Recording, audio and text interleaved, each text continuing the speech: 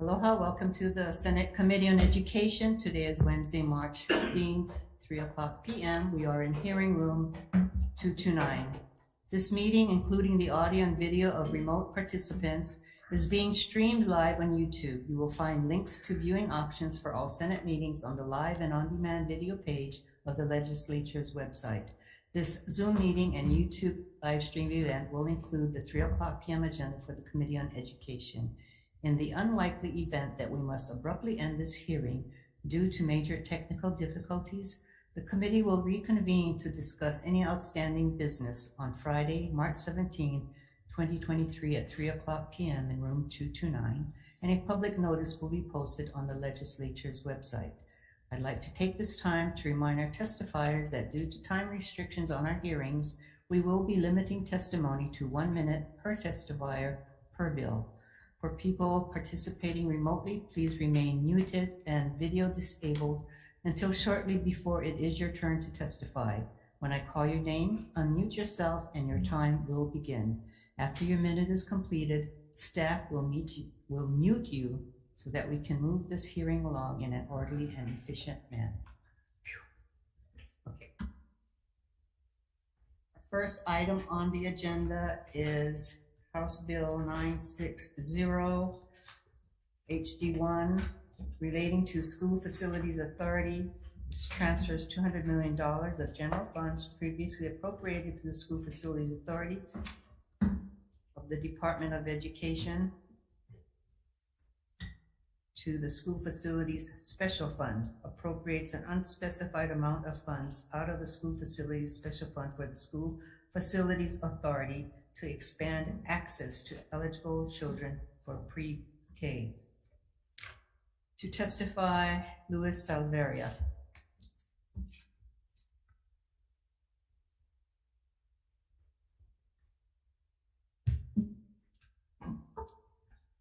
Chair, Vice Chair, members of the committee, Neil Miyahara for the department. The department wants to offer 2 comments on this. First has to do with depositing all the money into the special fund in fiscal year 23 is going to have an adverse impact on our ESSER MOE calculation. We would, and for that reason, we would suggest deposited in the money in fiscal year 24 instead, July 1st, rather than before June 30th. The second one is we just suggest that the committee may want to consider looking at the definitions in terms of what the special fund can be used for, because our understanding is some of the contemplated facilities that for development may not fit quite within the definition of allowable uses right now. Can you give an example? Well, if they're going to do preschool facilities in the civic center area, it's not a school. I'm not following No, you. when It's a you school. look at They that say it's a school and they build it for No, a school. but when you look at the definitions of the school facility things, you know, the project they're talking about is at school. The references all are at school facilities or on school, you know, those kind of things. So if the development is not on a school facility, you may want to give explicit authority to SFA so that they can develop facilities anywhere that is deemed appropriate. Okay, thank you.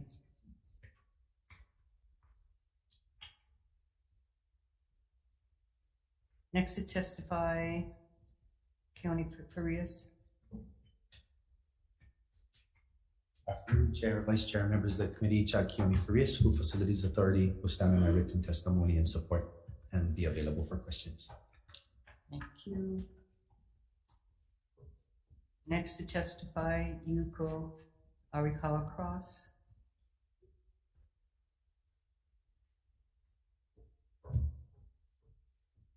Aloha, Chair Kirani, Vice Chair and members of the committee. I'm Yuko Arikawa Cross, Director of the Executive Office on Early Learning. We stand on our written testimony in support of this measure and defer to the School Facilities Authority. Mahalo for the opportunity to testify. Thank you. Next to testify, Sherry Nakamura.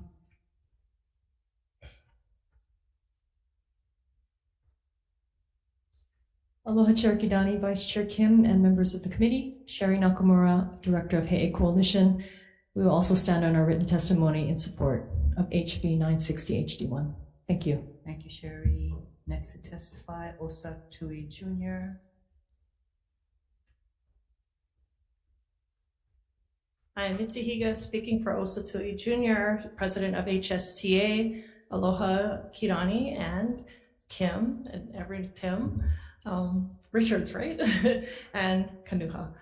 Thank you so much for being here, and thank you for supporting our preschools. We want to stand on our testimony and support everything you can do to help us expand access to preschool. We are very grateful for, and we'll help you along the way. Thank you. Thank you, Mitzi. Next to testify, Robert Peters, please.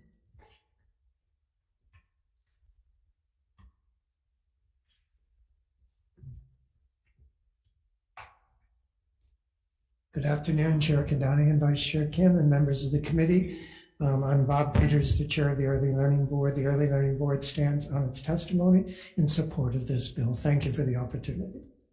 Thank you, Robert. We also have written testimony in support from Calvert Young, Budget and Finance VP, University of Hawaii, and Dr. Wai'ali Ali Sarsona on behalf of Kamehameha Schools. Is there anyone else here wishing to testify? Good afternoon, Chair, Vice Chair, members of the committee. Apologies, I think that we might have had an error in submitting our testimony, but Riley Fujisaki on behalf of the Office of Lieutenant Governor, we'd just like to testify in strong support with proposed technical amendment depositing the funds in fiscal year 24 to avoid any adverse effects to the MOE. Thank you. Thank you, Riley. Please.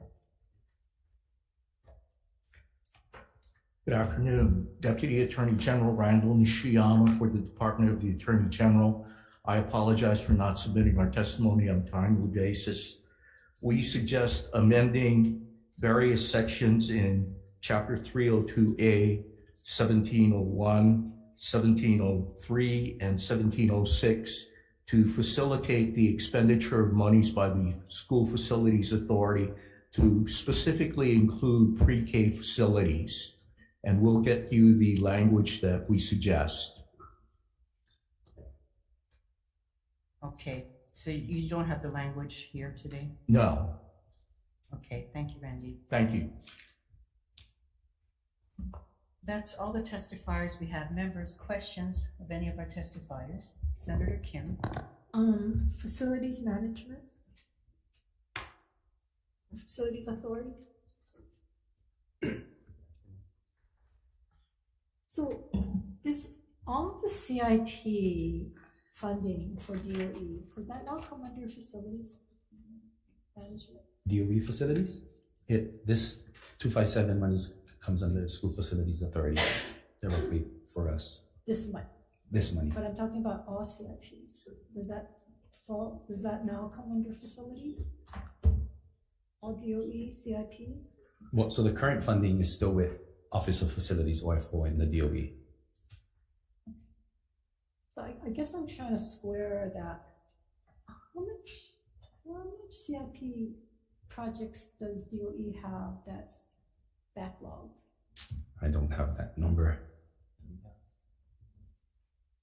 That'd be a question for Office of Facilities. They're not here. No.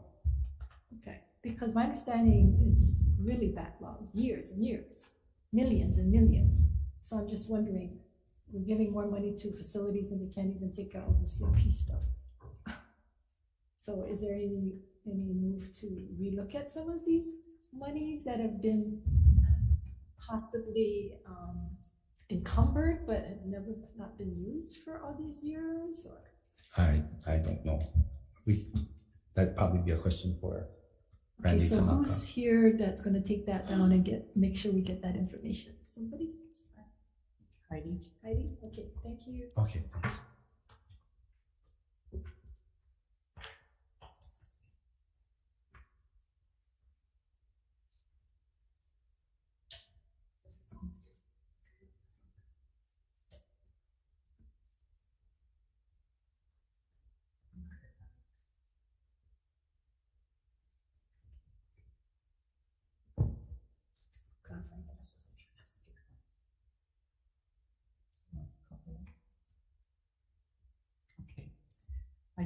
So for clarification, the School Facilities Authority was designated for pre-K, building pre-K classrooms or teacher housing only, and is separate from the DOE facilities. Appreciate that clarification. That's what I was trying to Thank you. garner. And I think the issue that Senator Kim has with the backlog is something that we should be looking at sooner or later, probably sooner. And you might want to take that back to Randy and ask some information as to how much money we have pending it, because at some point it does lapse. Not if they encumbered it. No. Yes, correct, if they encumbered it, but The timing is, the number has been Yeah. encumbered. So- Encumbered but not spent. Yeah, well, the project's Yes. not been started in some sense. so it's something that if, on the record, that if you guys could get to this committee, I would appreciate it. Thank you. Okay, members, if no further questions for House Bill 960 HD1, we will move on to House Bill 961 HD1 related to early learning, appropriates funds for the preschool open doors program and executive office on early learning to expand access to preschool and to implement program changes required by previous acts.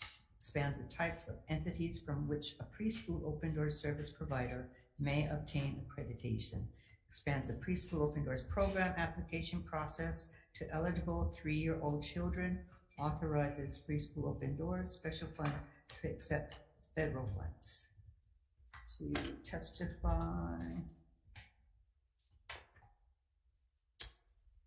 Lieutenant Governor's Office. Chair, Vice Chair, members of the committee, Riley Fujisaki on behalf of the Office of the Lieutenant Governor. We'd just like to stand on our testimony in strong support of the bill. Thank you. Thank you, Riley. Kathy Betts, Director, Department of Human Services.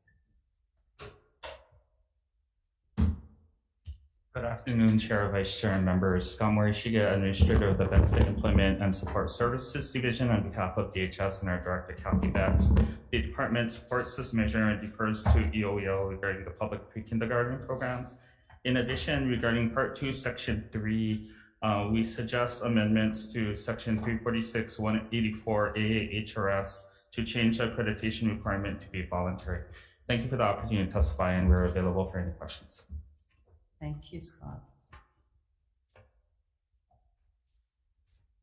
Next to testify, Robert Peters for the Early Learning Board, please.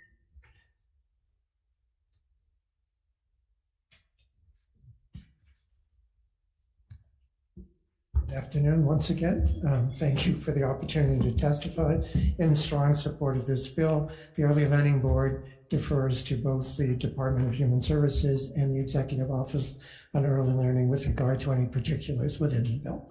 Thank you. Thank you, Robert. Next to testify, Yuko Arikawa Cross, Executive Office on Early Learning. Aloha Chair Kirani, Vice Chair and members of the committee. I'm Yuko Arikawa Cross, Director of the Executive Office on Early Learning. We stand in support of our written testimony and look forward to expanding to 3-year-olds and defer to DHS as it relates to preschool open doors. I'm happy to answer any questions and thank you for the opportunity to testify. Thank you, Yuko. Next to testify, Keopu Relitz for Hawaii Children's Action Network speaks. Chair, Vice Chair, members of the committee. I'm Keopu Relitz, Director of Early Learning and Health Policy with Hawai'i Children's Action Network Speaks. We stand in support of this measure. We are asking for a couple of amendments, namely, and I want to highlight them very quickly. We support the expansion of preschool open doors, but we want to make sure that it's effective. The amendments we're asking for are essentially asking for the legislature to make the vision clear that we're going to ask for expansion of eligibility for families, higher income levels, as well as ensuring that, practically speaking, if we are going to increase reimbursement rates, that providers are actually able to use those reimbursement rates, because currently they cannot accept any payment over, or in practice would not accept any payment over their actual tuition rate. So if their tuition rate is set for $1,100, but the reimbursement rate is $1,500, they wouldn't be able to get that $400. And so we want to make sure that it's put into law, and that we think it's prudent to have that in the intent of the legislature, to have that full expansion. I'm here to answer any questions. Thank you very much. Thank you, Keopu. Next to testify, Sherry Nakamura, He'e Coalition.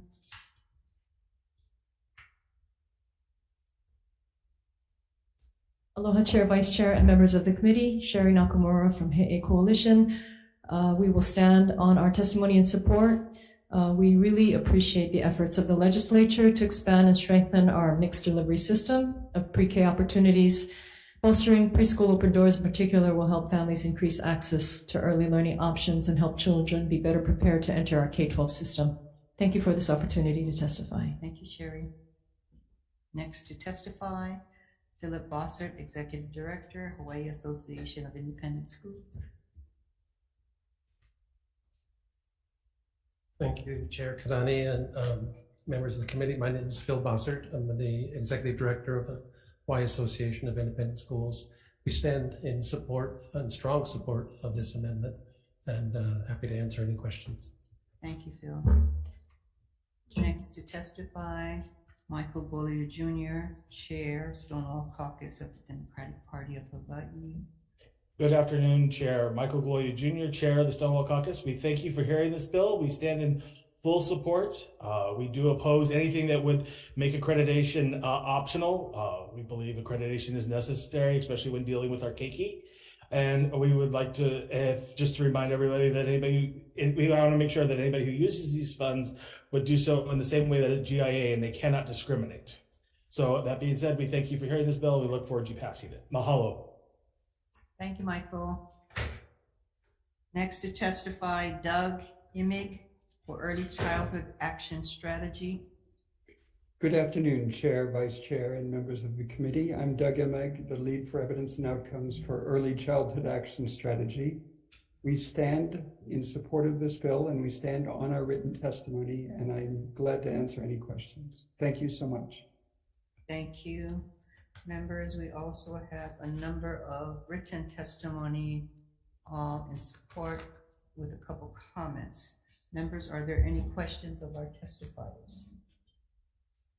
If not, moving on to our final bill, House Bill 503 HD2 relating to computer science education requires the Board of Education to work with the Department of Education to conduct an analysis on the need, impact, and feasibility of making computer science a graduation requirement. Requires the board to determine whether making computer science a graduation requirement would be in the best interest of public school students and the public. Requires a report to the legislature, appropriates funds for teacher professional development in computer science. To testify, Superintendent Hayashi. Good afternoon, Chair Kidani, Vice Chair Mercado Kim, members of the committee. I'm Heidi Armstrong, Department of Education, and we stand on our written testimony offering comments. I would also like to add that this bill is not part of the DOE's administrative package. Thank you for the opportunity.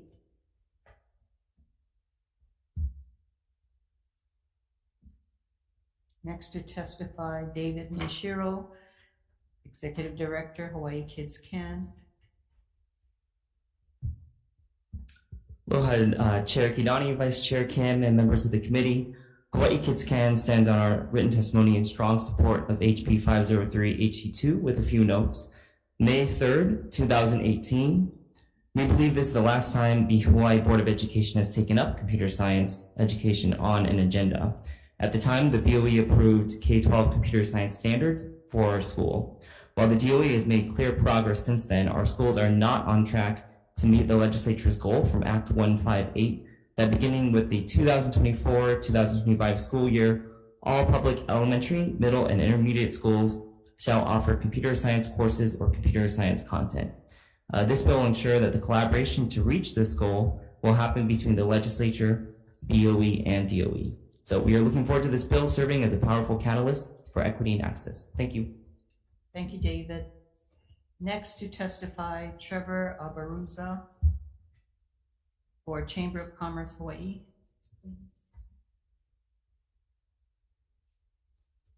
Trevor is not here. Next to testify, Amber Davis, testifying for code.org on Zoom. Hey there, Chair. Thank you so much. Thank you, members of the committee. House Bill 503 HD2 would be a great step forward for Hawaii students, allowing the Board of Education to determine the feasibility of a computer science graduation requirement will help ensure all Hawaiian students learn computer science and to especially close the gaps in computer science for girls and underrepresented students. Currently in Hawaii, even though every school is required to offer computer science, there's still 23% of schools that are not providing this foundational learning opportunity for students.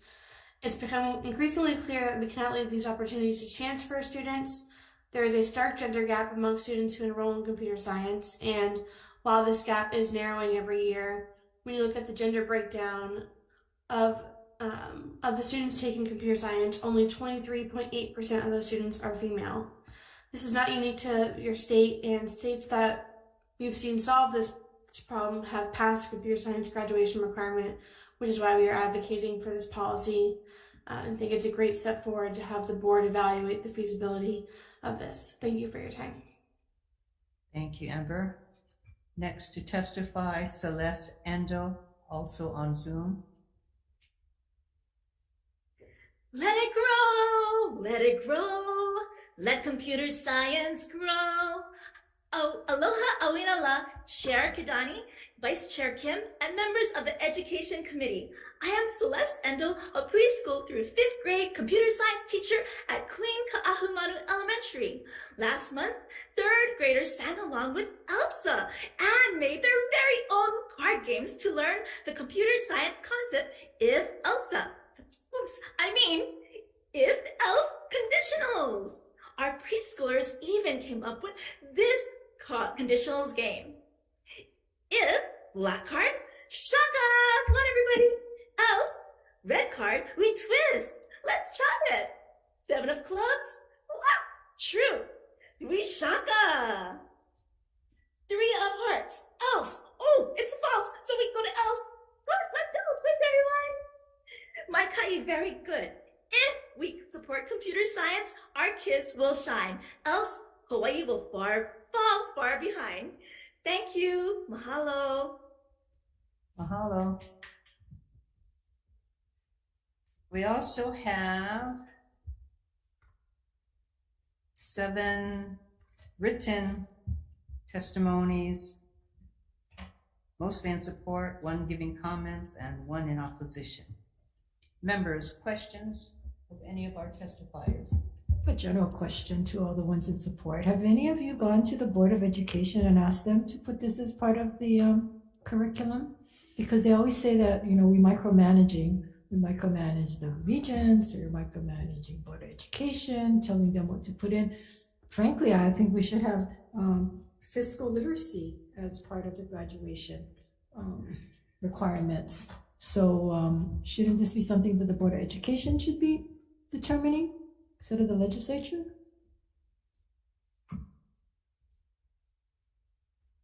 I don't want to speak for the department, but on behalf of Hawaii Kids Can, we've actually thought that the BOE... Would you come forward, please? Thank you for the question. Yes, we've certainly reached out to the Board of Education numerous times. As I pointed out, it was back in 2018 the last time the board has actually put computer science on the agenda. I do know that they have a number of priorities, including a new strategic plan, but I agree. This is 2023, and there are a number of priorities, including financial literacy, that could be a part of the student experience. So again, this may not be the ideal venue for that conversation, but hopefully it sparks the needed discussion that should happen there. Thank you for that information, David. Members, I will also tell you that in discussion with the Board of Education, I recently was told that the board is going to set up another committee that looks at these requests for different curriculum. Because as Senator Kim pointed out, we often get calls for financial literacy curriculum in the schools. And my question has always been, do we add more hours to the school day to have these other courses? They are, for the most part, offered as, as requested or what are we? Electives, yes. And so I don't know if Heidi can address the comment made by one of the testifiers that not every school offers the financial literacy, I'm sorry, for computer science. So we're following Act 158, and we are on track to meet the requirements of this year that require each one public school, one public elementary, one public middle, or intermediate shall offer the content beginning this year, then 50% next year, moving to 100% all schools in for the third year. So we are on track for that, and we'll have the exact numbers for you when the 2023 report comes out on Act 158 in July. So this is for financial literacy or computer science. Thank you, Heidi. Can I ask another question? Sure. So Heidi, I know that there is a lot of push for early college, and a lot of the kids who feel pressured because the pressure is put on them at an early age to determine what they're going to major in or what is their life profession and so forth. And many of them don't have the time to really enjoy high school. So does that also affect the fact that if they're going to be doing early college, then all of these electives, or that they're not able to take the electives, or that if we're going to increase the graduation requirements, how does early college compete or work with some of these requirements? Right, and I think there's value in all. We don't force any student, and we want to be cognizant of that, to take early college courses, but there are some students who do want to take early college courses. So I think the array of offerings that we can provide to our students, the larger the array, the best, but we don't want to pigeonhole any student in one track, nor do we expect them to decide on their career. We want to expose them to a variety, all of the offerings that are out there, and let them choose their own pathway. I realize that the DOE itself does not put the pressure, but peer pressure, family pressure, and then we'll wonder why our kids get to college and they need psychologists and they need therapy. And we're seeing more and more of that. And there must be some correlation with all of this pressure starting from intermediate school, where they're talking about career track already. When I was a senior, I still didn't know what area I was gonna go in, and I still don't. Yeah, well, what I majored in and what I'm in now is certainly not the same thing. But I mean, but the pressure on our kids today, that has to have a bearing on them. So, and I don't know, we don't ever talk about that. So. And thank you for that. I do note that. I do think the department does need to be very cognizant of that, to make sure that our kids are academically astute, but also emotionally healthy. Because parents see that, oh, they're offering early college. How come you're not taking early college? Why aren't you part of this? That pressure is great on our young people. So, anyway, thank you. Thank you, members. Further questions? Okay, recess.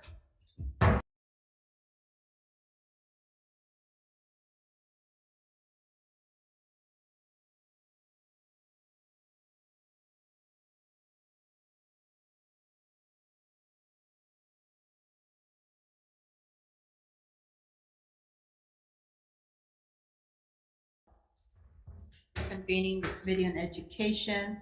The recommendation of the chair will be to defer to Monday, March 20, 2023, 3 p.m. in this room, 229, all three items on the agenda. This is House Bill 960 HD1, House Bill 961 HD1, and House Bill 503 HD2. Members, questions? If not, meeting's adjourned.